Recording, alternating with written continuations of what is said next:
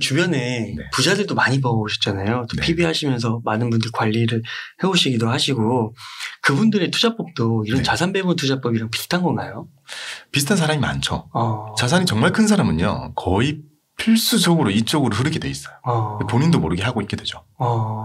그리고 그 자산가들을 통해서 우리가 배울 수 있는 거를 만약에 말씀을 드리자면요. 진짜 그거는 있습니다. 본인이 구사할 수 있고 내가 할 수 있는 투자법이 뭔지를 명확히 해요. 그리고 만약에요. 그게 시장이 통하지 않는다면 그 시기에는 돈을 벌 생각을 포기하기도 해요. 하지만 시장이 나를 맞춘다는 느낌이 아니라요. 내 투자가 통할 때가 온다라고 생각하고 기다린 경우가 되게 많아요. 기다려요. 네. 그래서 예를 들어서요. 자산 배분을 하고 있으신 분들은 대형주를 가지고 있는 경우가 많죠. 그러면 대형주들은 주가가 안 오르고 옆으로 지지부진하면서 엄청 오랜 기간 흐르는 경우 되게 많거든요. 삼성전자도 사실 마찬가지죠. 막 3년 오르고 2년 떨어져요. 2년 동안 떨어지기도 하잖아요. 그럴 때 그 사람들은 시장이 바뀌었기 때문에 내 전략을 바꾸지 않아요.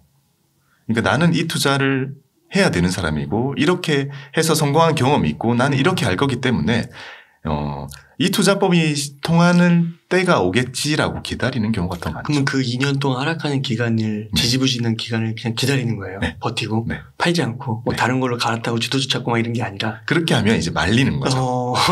시장은 계속 바뀌잖아요. 바뀌면 예를 들면 그냥 단순히 생각하면요. 대형주가 통할 때가 있고 가치주가 통할 때가 있고 뭐 경기 민감주가 통할 때가 있고 방어주가 통할 때 이게 계속 반복이 되거든요. 근데 내가 엄청 좋아하는 게 만약에 배당주다. 그러면 경기 방어 쪽이 가깝잖아요. 또는 나는 되게 그 IT 신기술을 좋아한다. 그러면 성장주 쪽이 가깝잖아요.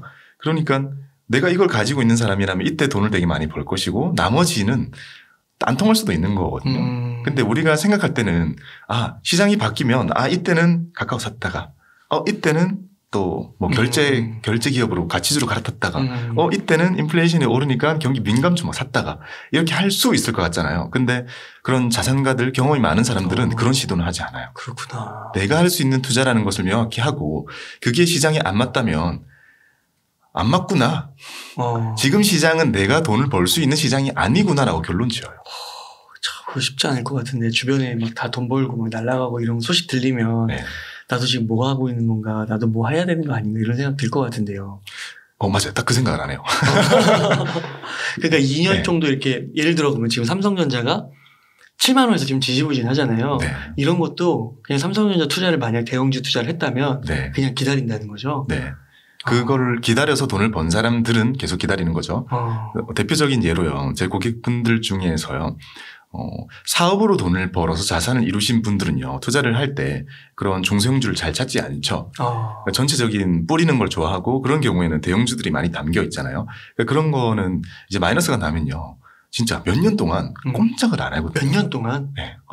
삼성도 대표적으로 그랬어요. 제가 있을 때 정말 안 올라서 애를 많이 먹였었어요. 그때 2013년, 19년 사이에. 네, 그 시기 중에 정확히 언제인지 기억 안 나지만 제가 기억하는 건 정말 마이너스가 난 거를 정말 오래 이렇게 가지고 가는 게 보기에도 안타까울 만큼 가지고 있는 경우가 많았단 말이에요. 그리고 그 시기 즈음에 그런 고객들이 많았을 거고요. 그때 엄청난 논란이라기보다 엄청 논쟁이 벌어졌죠. 삼성전자가 정말 100만 원 넘냐 안 넘냐. 그 또 더 지나서는 뭐 150 가냐 200만 원 가냐에 대해서 항상 너무 똑같은데? 10만 전자, 15만 전자 막 얘기하잖아요, 지금. 그 얘기할 때는 진짜 안 갈 것 같아요. 그래서 저도 그때 누가 물어보면 제가 지금 모을 수 있는 모든 정보를 취합해 봤을 때 쉽지 않습니다라고. 저의 얕은 생각으로 말씀을 드렸지만 삼성의 저력은 사실 기업이 잘 바뀌는 데 있단 말이에요. 기회를 바꾸면서 바뀌어버리잖아요. 야, 그렇구나. 그러니까 예전에는 가전 만들다가 스마트폰 회사로 됐잖아요. 제가 있을 때는 스마트폰 회사로 바라보니까 샤오미가 밑에서 치고 올라오고 위에 프리미엄은 아이폰한테 뺏기는데 이게 어떻게 더 올라갈 수 있느냐. 반도체에 대해서 진짜 지금처럼 중요하게 안 봤었단 말이에요. 너무 설득력 있는데요? 정말 그렇게 될 것 같은데요? 네. 그래서 저는요 그렇게 생각해요. 시간이 지나잖아요. 그러면 삼성전자는 바이오 회사가 되어 있을 거고 그때 완전히 다른 걸로 엄청난 돈을 벌고 있겠죠. 그때 그러면 그 이후에 오른 거죠, 주식이? 엄청 올랐죠. 엄청 오른 거죠. 엄청 올랐죠. 야, 제가 그래서 그때 그런 생각에 진짜 맞다고 생각해가지고 팔거나 이랬던 분들한테 정말 죄송하죠. 안 파는 분들 훨씬 많이 계시지만. 그럼 그게 한번 오르기 시작하면은 한 6개월 이렇게 1년 막 오르는 거예요? 오르는 기간은 더 짧죠. 한 6개월 이렇게 쫙. 뭐 그 사이 다 올라버릴 수도 있겠죠. 오르는 건 되게 짧아요. 그러니까 항상 주식이 그렇잖아요. 흐르는 건 길고 오르는 건 짧기 때문에요. 그러니까 오르는 짧은 기간 동안 가지고 있으려면 흐르는 기간 동안 계속 가지고 있어야죠. 그러니까 그 어떤 분이 그 전설의 투자자 중에 한 분이 한 그 3년은 최소한 봐야 되고 뭐 2년 6개월인가? 그때까지는 그 옆으로 기는 것도 봐야 되고 6개월 동안 오르는 거 그때 돈을 버는 거다. 그렇게 말씀하셨어요. 비슷한 저는 공감해요. 저는 어떻게 생각할지 모르겠지만요. 저는 정말 짧은 매매를 많이 했잖아요. 데이 트레이딩. 그게 직업에 가까웠으니까요. 네. 정말 짧은 매매를 많이 하고 많은 걸 보고 배웠고 그리고 어찌 보면 한 10년 정도 업에 발을 담고 있으면서요. 돈이 많던 사람이 더 버는 거 말고요. 진짜 자산이 의미 있게 커지는 사람들을 봤을 때요. 개인적으로 되게 많은 걸 느꼈고 많이 바뀌었고 그러니까 저는요. 3년 말씀하셨잖아요. 저는 지금은 3년 안으로 파는 게 없는 것 같아요. 그러니까 리밸런싱 관점 말고요. 이제 주식 투자를 하는 저의 또 다른 바구니에서는요. 3년은 이제 아무것도 아닐 정도로 많은 게 바뀌었어요. 야. 그러면 그 아까 말씀하실 때 저 너무 공감이 된 게 밑에선 샤오미가 네. 오르고 위에서는 뭐 애플이 누르고 네. 뭐 이렇게 꽉 낀 모바일도 그때는 모바일 중심이었고 네. 근데 지금도 비슷하잖아요. 뭐 삼성 있으면 뭐 TSMC에 눌리고 네. 또 뭐의 이슈에 눌리고 GOS 이슈 터지고 막 이러면서 네. 약간 되게 비슷한 상황인데 똑같아요. 어떻게 진짜 시간이 근데 어떻게 진짜 생각해보면 한 1년밖에 안 지났네요. 작년 고점에 비하면 앞으로 그러면 뭐 짧게는 2년 3년 더 있을 수도 있을 것 같은데 더 오를 가능성은 그러면 있다고도 볼 수도 있겠네요. 저는 그렇게 믿어요. 저는 삼성을 바라보는 시각 자체를요. 이 회사가 반도체 가격이 좋아져서 돈을 벌 거라고 생각하는 것은 이제 3년만 버는 투자가 되는 거잖아요. 저는 그거 말고 세상이 어떻게 바뀌어도 이 회사는 힘이 있는 거죠. 그 미래를 미리 읽고 준비하고 결국 그 시장이 다가왔을 때요. 그거를 완전히 먹을 줄 아는 그 저력이 있기 때문에 우리는 기업의 주인이 되는 거잖아요. 만약에 반도체 업황만 따르는 거라면 TSMC를 사는 게 낫죠. 근데 그게 아니라 우리는 삼성이 가지고 있는 저력을 사는 거라면 그게 기업 투자자가 되는 거고 삼성도 그런 관점에서 접근한다면요. 살만하죠. 진짜 아까 말씀하신 게 삼성전자가 바이오 기업이 될 수도 있다고. 실제로 그런 얘기가 좀 나오는 것 같기도 하더라고요. 뉴스 보니까. 바이오 인수한다고. 조금씩 그렇게 바뀌어가고 있고요. 제가 있을 때는 정말 철저하게 스마트폰 만드는 회사였고요. 아마 아직도 스마트폰 매출이 더 클걸요. 스마트폰 만드는 회사였고 그때 제일모직과 에버랜드가 합쳐지게 되면서 제일모직이 상장을 하게 됐고 그게 다시 삼성물산과 합쳐지는 모든 과정이 일어났고 삼성바이오로직스와 에피스 같은 정말 또 그 힘센 기업들이 있잖아요. 이것도 조금씩 등장하고 있잖아요. 등장하고 있으니까 사실 미래는 알 수는 없지만요. 먼 미래는 삼성이 상당한 바이오 강자가 되어 있을 거라고 예측해 볼 수 있죠.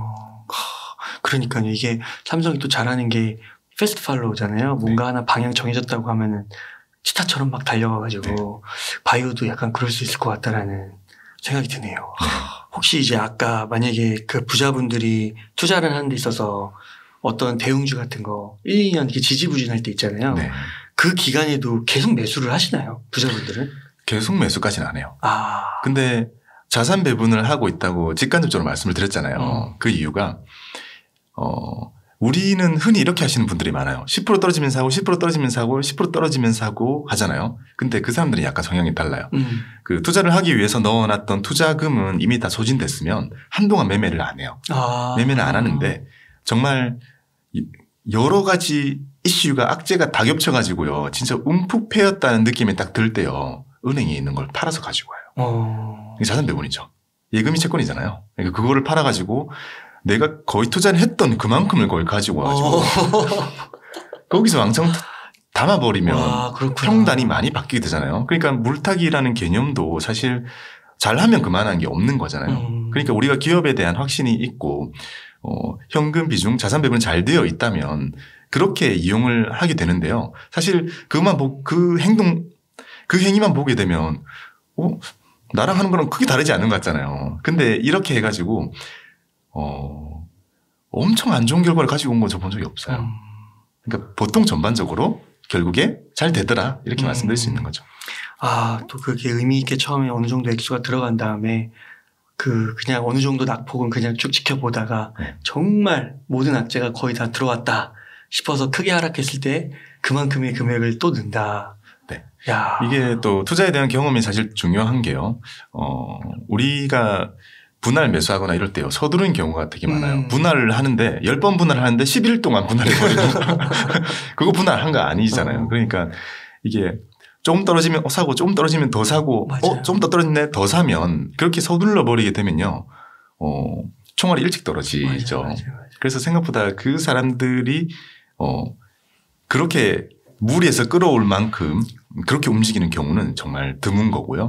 그 시기는 사실 예측하거나 맞출 수는 없고요. 그 시기가 되면 엄청난 두려움을 느끼잖아요. 그 두려움의 강도와 이 두려움이라는 것이 위기인가 기회인가를 판단하게 되는 건 개인의 직관이죠.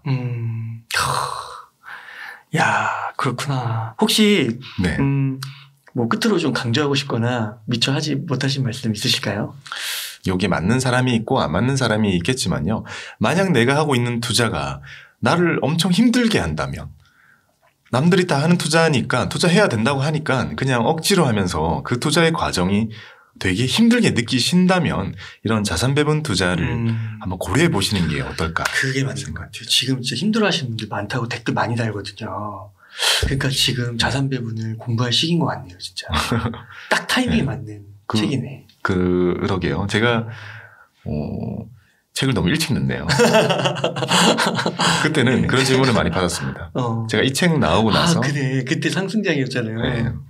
그 스터디 할 때도 그랬고 그때 은행주도 사실 마찬가지죠. 리츠도 마찬가지, 배당주도 마찬가지고 금도 마찬가지고요. 왜 이걸 사야 되냐에 대해서 이해시키기가 되게 힘들긴 했죠. 근데 저는 그때 개인적으로 어떻게 생각했냐면요. 상승장을 저도 많이 겪었잖아요. 상승은 정말 잔혹하게 어느 날 갑자기 찾아와가지고 너무 아프게 다가온단 말이죠. 왜냐하면 제가 2015년 7월 달인가 사드 맞았거든요. 그 전까지는 상승장이었어요. 아모레 엄청 날아가고 막 그랬잖아요. 3년 동안. 아모레는요. 제가 입사할 때 100만 원이었거든요. 다들 뭐라 했냐면요. 와 주식이 100만 원 이걸 어떻게 사 하고 1년이 지났어요. 200만 원이 됐어요. 와 200만 원 이거 어떻게 사. 좀 지나니까 300만 원이 됐어요. 100만 원대 봤는데 이걸 300에 어떻게 사. 그 400만 원 가더라고요. 그걸 다 보면서 아무튼 그 엄청난 상승의 시기가 있었죠. 그리고 사드 맞으면서 너무 그 예고 없이 찾아오는 하락이 무섭고 힘들다고 느꼈기 때문에요. 저는 이 책을 쓸 때도요. 그때 2019년 하반기 아닌가? 2020년이었잖아요. 2020년 때도 내년쯤에 큰 게 아마 올 것 같은데 라고 생각해서 주식책을 안 쓴 거였어요. 지금 다 주식을 사야 되는 이유만 나열하는 책 말고 자산 배분을 지금 얘기해야 된다. 왜냐하면 머지않아 시장은 큰 조정이 옵니다. 보통 2년 반에 한 번씩 오니까. 근데 안 오는 거예요. 안 오고 1년 동안 더 가는 거예요. 그래서 되게 매니악한 책이 됐어요. 매니악한 책이 됐는데 애석하게도 그런 게 오죠. 반드시 와요.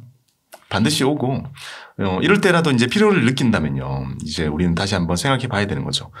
이런 그 시장 조정이 왔을 때 내가 이거를 믿음을 가지고 갈 수 있는지 다시 다 회복될 때까지 가지고 갈 수 있는지 또는 지금 너무 힘들어가지고 내 삶이 망가지지 않는지를 생각해서 자산 배분을 이제 그 전략을 차용해 줘야 되는 거고요. 이제 제가 주식책을 쓰고 있는 이유는요. 시장이 상당히 지지부진하고 그런 게 또 보통 오죠. 하락이 있고 나면 또 그런 게 오니까요. 그럴 때 그 시간 동안 투자를 잘하고 즐겁게 하기 위해서는요. 기업 파는 것밖에 또 없어요. 기업을 파는 것밖에 없어요. 그러니까 기업을 이제 주인으로서 생각하고 파고 공부하고 어떻게 바라보면 되는지에 대한 주식책을 이제 쓰는 거거든요. 야, 그렇구나. 이제 그게 뭐 예측하는 건 아니고요. 꼭 그런 게 오더라고요. 그래서 아무튼 지금 같은 시기에 힘들시다면 자선 배분 관심 가지시면 감사하겠습니다. 네, 너무 감사합니다. 그러면은 저자님 오늘 한 요 정도에서 마무리해도 네. 괜찮을까요? 네. 네, 좋은 말씀 너무 많이 나눠주셔서 감사드립니다. 이렇게 해서 한번 배워서 평생 써먹는 박고미 투자법의 저자이신 박고미 저자님을 모시고 이야기를 나눠봤습니다. 유익한 인사이트 많이 나눠주셔서 감사의 말씀드립니다. 오늘 고생 많으셨습니다. 감사합니다.